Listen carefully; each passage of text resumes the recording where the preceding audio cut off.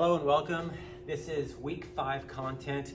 This is lecture I, and we're talking about nuclear reactions. This lecture and the next, we're going to talk about nuclear chemistry, nuclear reactions, radioactivity, radionucleotides, half-life, maybe some applications and interesting things about that, okay? Before we get into this, we need to review a few concepts about protons, neutrons, and electrons. So the first thing we want to do is review. So it's good that this material here kind of builds upon our knowledge of the nuclear model of the atom and the fact that we have neutrons and protons and electrons, okay? So remember again, in the nucleus of an atom, we have various particles. Let me use a color that we can see a little bit better here. So it's arbitrary what colors these are, but you know, we have neutrons, say for example, which are symbol N. These are located in the nucleus of an atom. They have a charge of 0.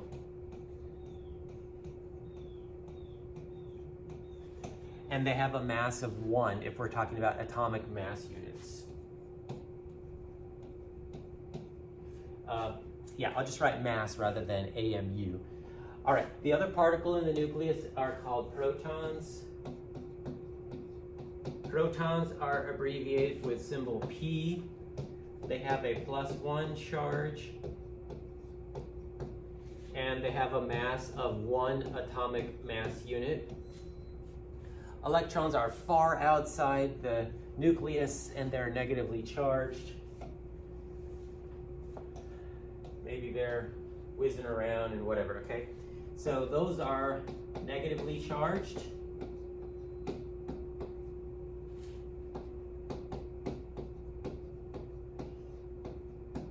And they do have mass. They're like 0.00 something, but they approximately have a mass of 0 atomic mass units.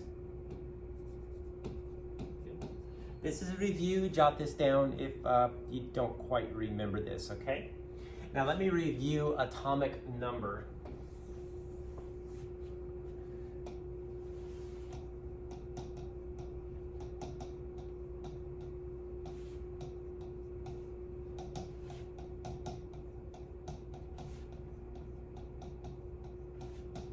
We have previously talked about atomic number, and this is equal to the number of protons in the nucleus of an atom. And this is the whole number on the periodic table. You can also get it from the element symbol. So for example, if we want to know about this element, capital B, we refer to a periodic table, and we try to see what whole number is on the periodic table. I'm not sure if you can see below my finger there, it says number 5. So this guy here has 5 protons in the nucleus.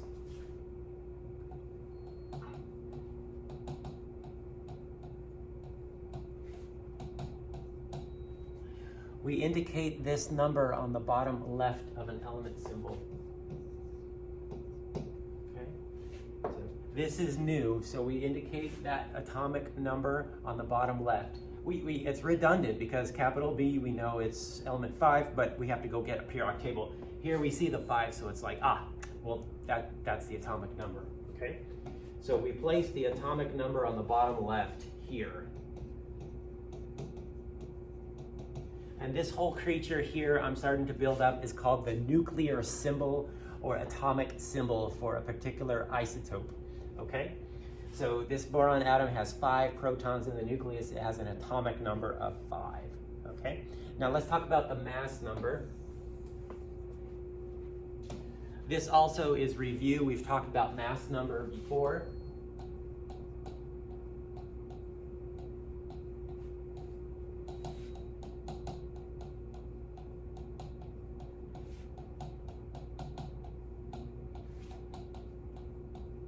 Okay, it's equal to the number of protons plus the number of neutrons. So you add them up and you get the mass number, okay?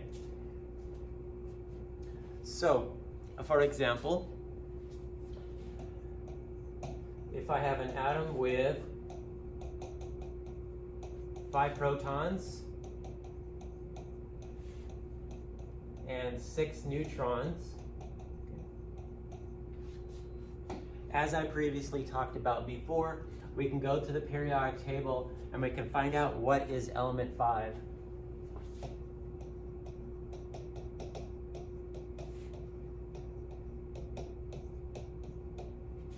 And the answer to this is boron. So we can symbolize that with a B.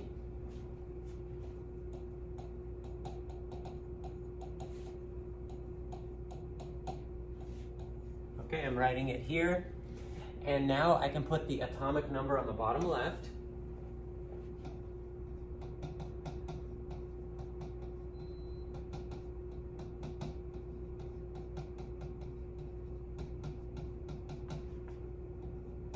And that's why I'm putting a 5 on the bottom left. We just talked about that in the previous slide.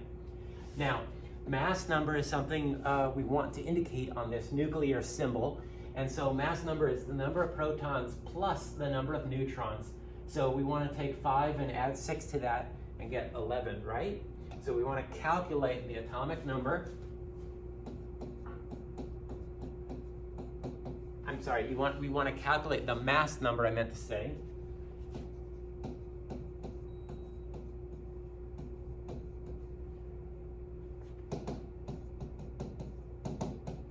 And we get this value of 11. And we want to write that on the top left of the nuclear symbol.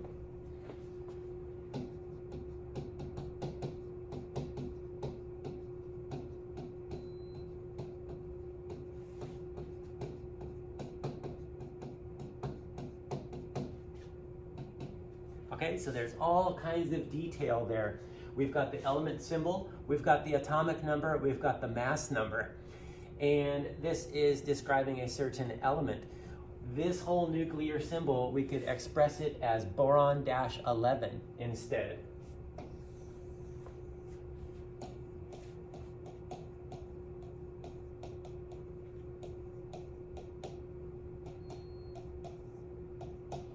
So from this nuclear symbol, you could calculate the number of protons, you could calculate the number of neutrons, you know what the mass number is, you know what the atomic number is, and you know what the element symbol is, and from the periodic table you can even get the element full name, boron.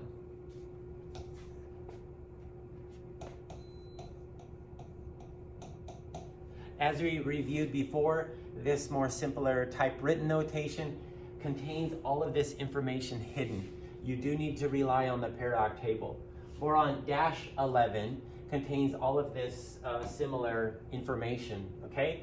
Instead of the element symbol, we have the element name, okay? So you have to go to the periodic table to find out, oh, it's capital B. And from the periodic table, capital B is boron. That element has an atomic number of 5. So that's where you get the 5 from. It's not written here, but it's written on the periodic table, okay? We both have the mass number of this particular isotope written down for us. It's 11, okay? From the 11, you can calculate the number of protons, neutrons, and so on from there, okay? Now we have protons, and we have the sum of protons and neutrons, but you don't have neutrons. The way you find neutrons is you subtract, okay? 11 minus 5 is equal to 6. Why am I saying 6 again? Remember back in the example, we had something that was 6 neutrons. So instead of addition to figure out the mass number, I'm using subtraction to figure out the number of neutrons. If this is confusing to you, arrange it vertically and just think about you doing some math like that. If that's still confusing, you could write down a little cheat sheet formula for yourself. The number of neutrons is equal to the mass number minus the atomic number.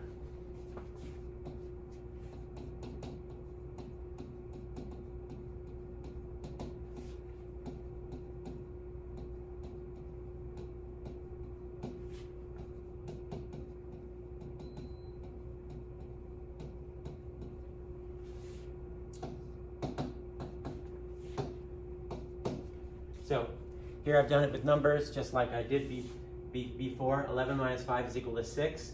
and I've stated it out as kind of like a formula or a procedure for you.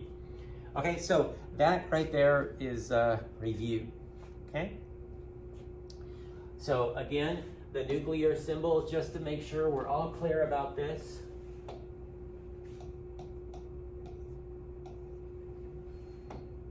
This bottom left or subscripted number on the left is called the atomic number.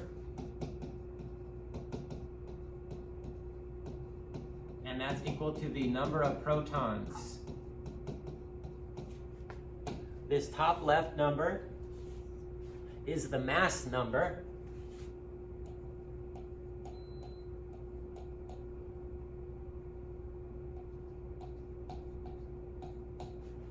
And that's equal to the number of protons plus the number of neutrons.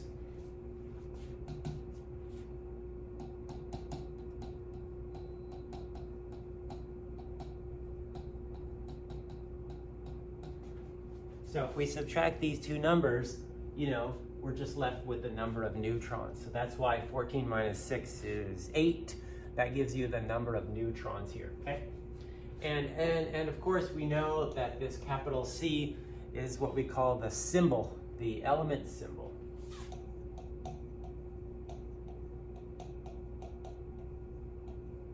Okay? And this guy here represents an isotope. Remember, isotopes are types of atoms that have differing numbers of neutrons or differing numbers of atomic mass, okay? So we can have carbon 13, carbon 14. They're still carbon, but one has a mass of 13, one has a mass of 14, okay? Now that we're done with the review, let's talk about radioactivity.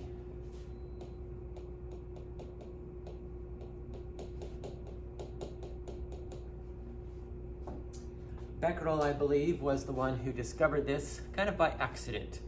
He noticed that certain rock minerals were fluorescent. What that means is that if you shine UV light on it, it will glow in the dark, kind of like the glow-in-the-dark stars or glow-in-the-dark stickers or shoes or shirts or whatever you might be familiar with in the past.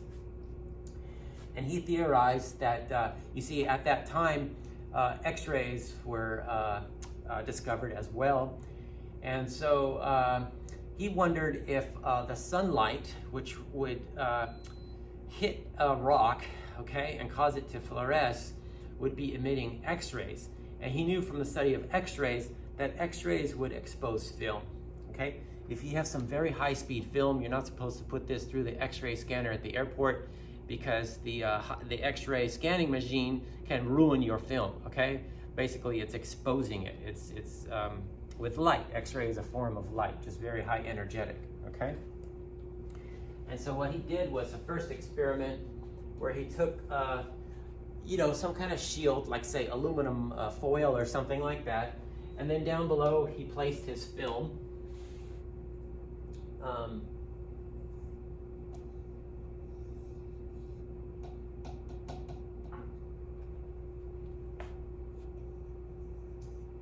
And he put a piece of uranium ore, let's just say it's uranium ore. And here's your sun, okay? And it was shining light on this rock that was out on a sunny day. And what happened was, when he developed his film, he saw a little shadow of his rock that was exposed. And he said, aha, my hypothesis is correct. When the sun hits the rock, it causes it to emit X-rays, which pass through this very small piece of aluminum foil to my film and expose it, and I can see the shape of the rock. He did the same thing again, but on a cloudy day. It was kind of an accident.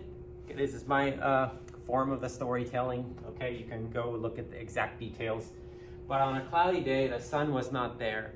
Okay, he was probably off doing other duties or something, and it was a cloudy day. He just left his equipment out there, and what he found was, so here's your sun, there's a bunch of clouds that blocked the sunlight, and what he found was the rock still produced a shadow on the film after he developed it, okay?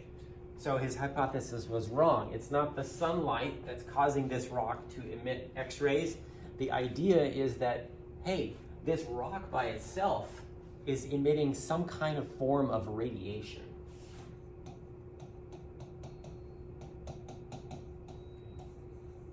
And so that's where the term radiation comes from. He basically said it radiates or gives off some kind of invisible form of light. Perhaps it's X-rays, perhaps it's something else that somehow interacts with the chemicals in the film to expose it, and you can see the shadow of the film, okay? So the sun didn't do it. The next hypothesis is that the mineral naturally released radiation. So he put his whole setup in a dark, wooden box where there's no possible way light could interact with it. He still saw the shadow, so he was able to prove that, okay, you don't need the sun for radioactivity. All right, let me define for you radioisotopes.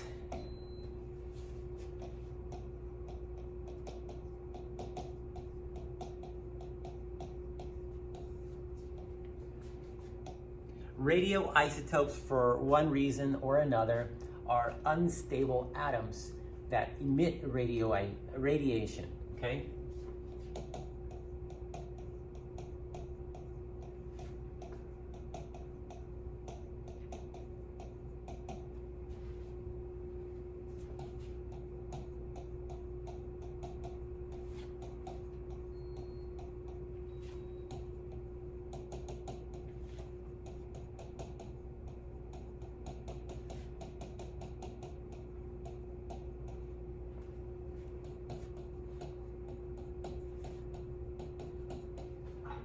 We sometimes call it decay because it's a slow process, but radioisotopes are atoms that are unstable, and they emit a radioactivity when they react, decompose, or change into something else, okay? So we sometimes call that decay because the radioactivity slowly goes away.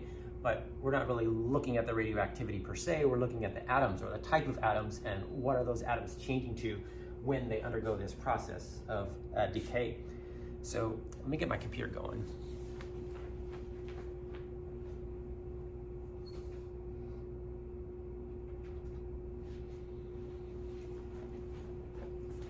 Okay, so some examples of this are magnesium.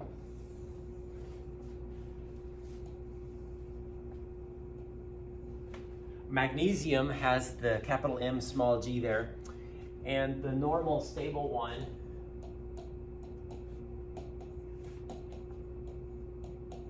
is this guy here, okay, with the mass number of 24. Magnesium is element number 12. This guy here with the mass number 23 is unstable.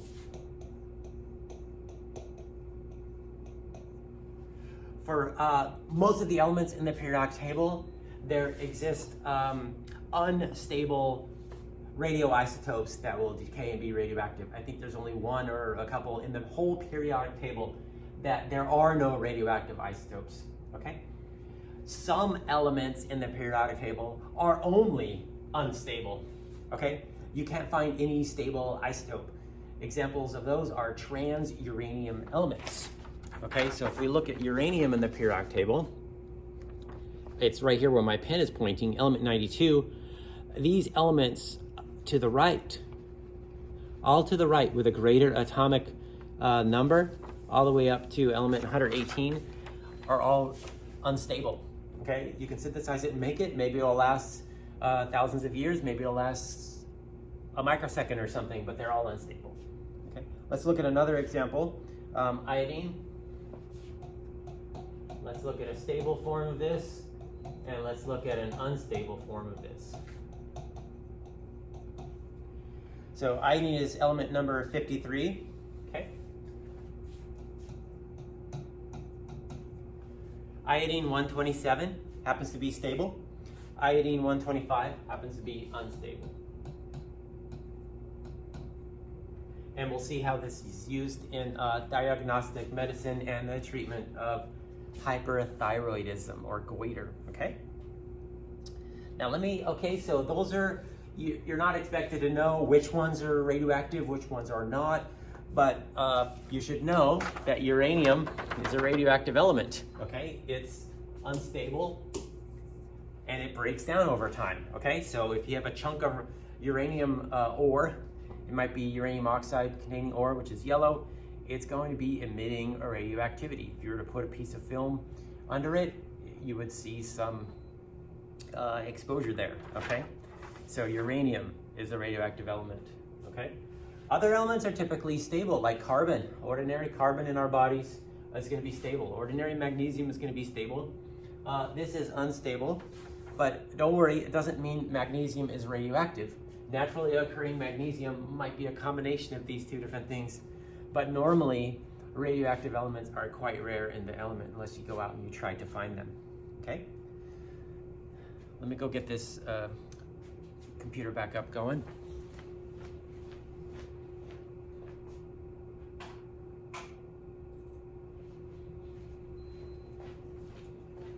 All right.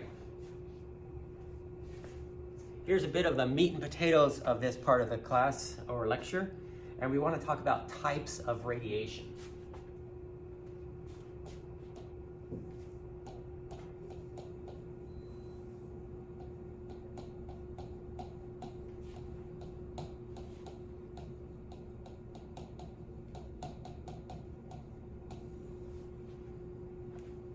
Before I just jump in one by one and you get kind of lost, let's just make a list of them. We're first going to talk about alpha particles.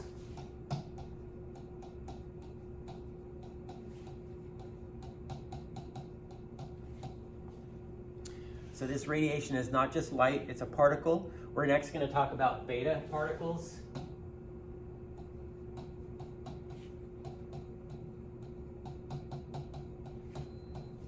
Which is also a particle. We're going to next talk about positrons.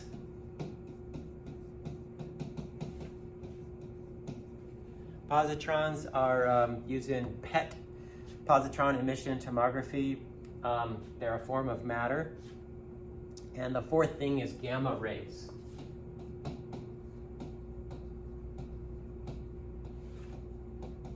Okay. Alpha, beta, gamma, alpha, beta, gamma. So kind of like the ABCs of Greek there. All right, so let me get a YouTube video up that we'll try to watch together, and then we'll continue on with this lecture. Tokyo Imperial University, March 1924. In an early experiment with nuclear energy, Professor Hantaro Nagaoka directs 150,000 volts of electricity at a mercury isotope under a dielectric layer of paraffin oil for 4 hours. The purpose? To strike out a hydrogen proton from the nucleus of the mercury and produce a new element. Gold. The experiment is a success. Professor Nagaoka has solved a mystery that has eluded scientists for centuries. The mystery of the Philosopher's Stone. The Philosopher's Stone was an idea that you could have a magic kind of material that would turn lead or some very inexpensive metal into gold. The thought that one could do that is attractive in and of itself. For thousands of years, kings sought out this mythical device, one that could create gold out of common metal. Scientists and alchemists spent centuries trying to invent one. Even Sir Isaac Newton obsessed over the mystery of the Philosopher's Stone in the 17th century. Although the English crown, fearing the potential devaluation of gold, had made the practice of alchemy punishable by death. By the time of Professor Nagaoka's experiment in 1924, most of the scientific community had declared the process of producing gold from another metal impossible. But that quickly changed once they knew where to look.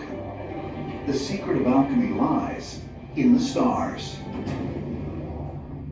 When you think about how gold's made, naturally, gold is formed basically in the nuclear reactions in the sun. And then it's spread throughout the universe when a supernova occurs, and the sun explodes and sends all of the products out.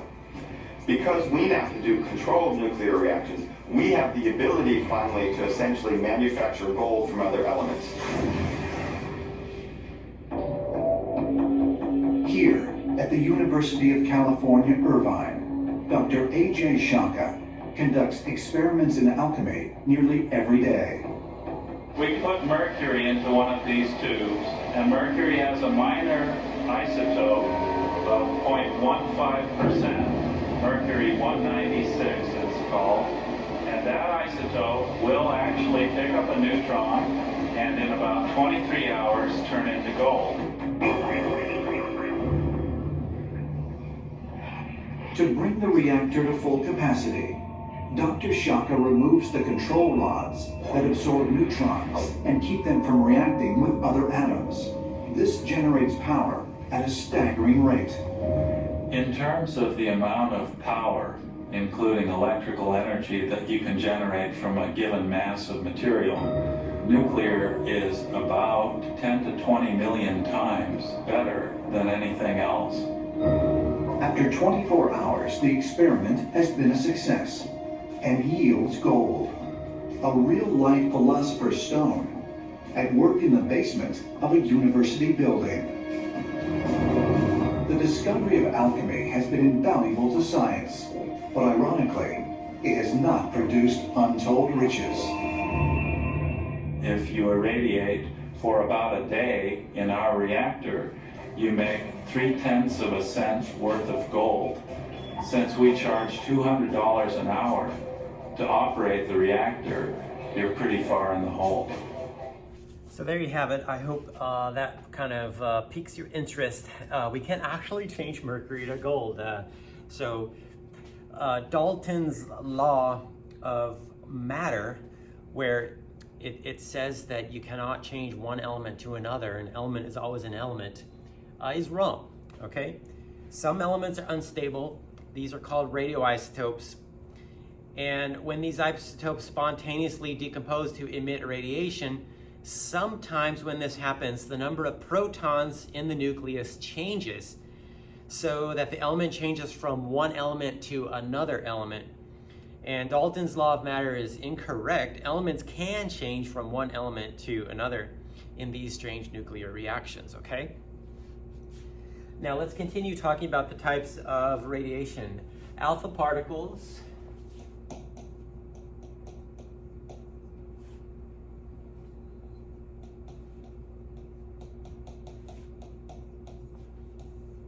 okay, are the first thing we need to learn about. An alpha particle is identical to a helium unit nucleus.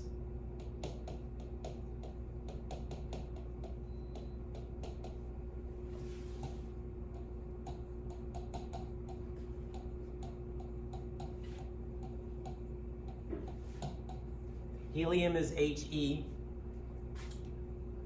Its element or atomic number is 2, meaning it has 2 protons in the nucleus, and its atomic number is 4. So what that looks like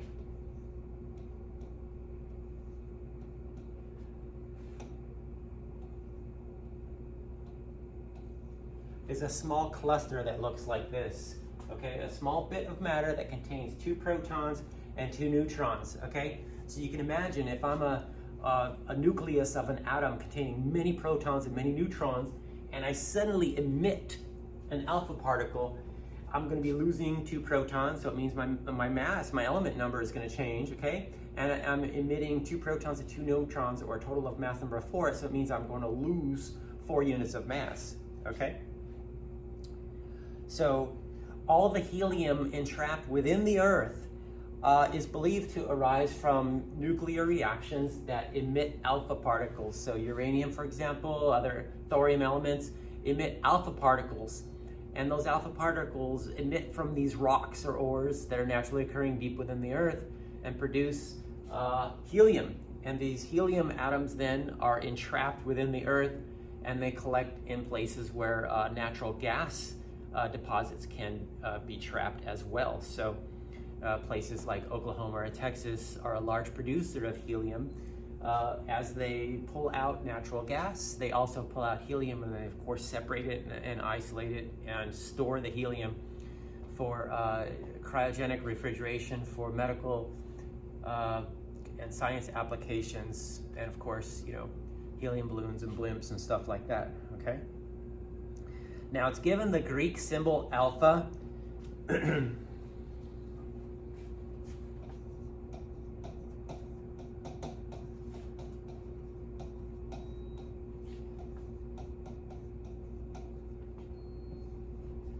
Which looks like a little fish, okay? So that is the Greek symbol alpha. So it's given that abbreviation, okay? Not sure how well you can see this screen, but we have a radioactive uranium nucleus. Uranium is element number 92. If you look on your periodic table, capital U is uranium with an element atomic number of 92, okay? And so there it is. We have a 92 on the bottom left of this capital U, and we have a 238 indicated there. That means the mass number is 238. We have 238 little white and red total balls there in this nucleus. It's unstable. Uranium-238 spontaneously decomposes over time to emit an alpha particle. An alpha particle contains 2 protons and 2 neutrons. You can see the 2 red, which are protons in this diagram, and 2 white, which are neutrons in this diagram. So there goes your helium nucleus, and that can form a helium atom. And over centuries and eons, that can build up quite a bit of gas, okay? As a result of this chemical radioactive reaction, uranium changes to something called thorium. Thorium on the periodic table is element number 90, okay? It's right here, number 90. So we've gone from uranium, which is 92, to thorium, which is 90. Why did we go down 2 units? Because we lost 2 protons, okay? We're going from atomic number 92 to something with an atomic number of 90, okay? And this is called the daughter nucleotide because it's kind of born from this process. And this atom that can be produced can also be radioactive and then spontaneously decay and decay and decay. Or it could be stable and just sit there, okay? So this is a perfect example of a what do you call it, alpha decay or an alpha emission, okay? So the alpha particle is called radiation. So you form 2 things. One is the radiation and radioactive particle or radiation, and then the other is the nucleus, okay?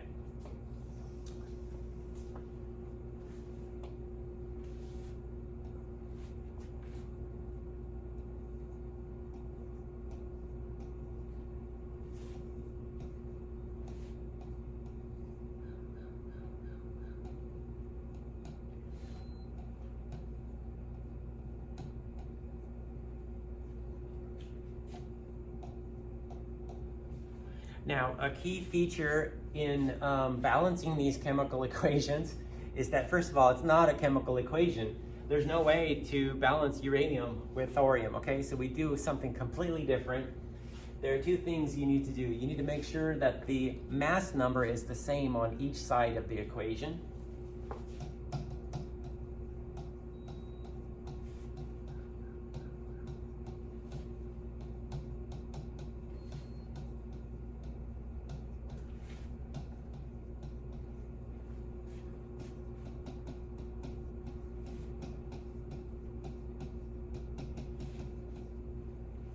The mass number, remember, is that top left number. So we have 238 on the left-hand side of this nuclear equation. On the right-hand side, we have 234 and 4. Okay, so 238 is equal to 234 plus 4. So that's correct. The second thing you want to do is you want to make sure that the bottom left number is equal on both sides of the equation similarly, okay? And we call that the atomic number.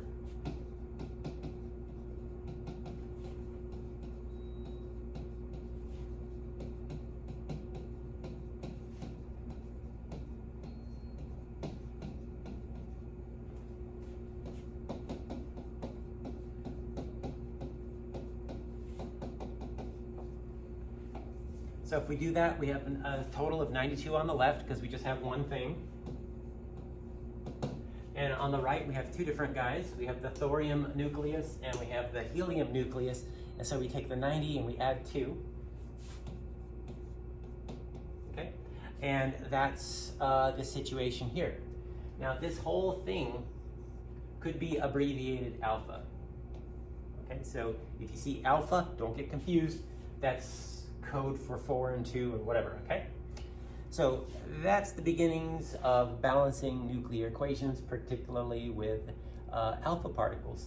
So the alpha particle is always going to be on the right, and look what it does. It lowers the nuclear atomic mass number by 4, and it lowers the nuclear atomic number by 2, because you're removing a mass of 4 and you're removing 2 protons with this helium, which is basically part of the nucleus, or the part of the inner part of the atom, right? Breaking off and coming off. So that's why the element changes to a different thing, okay?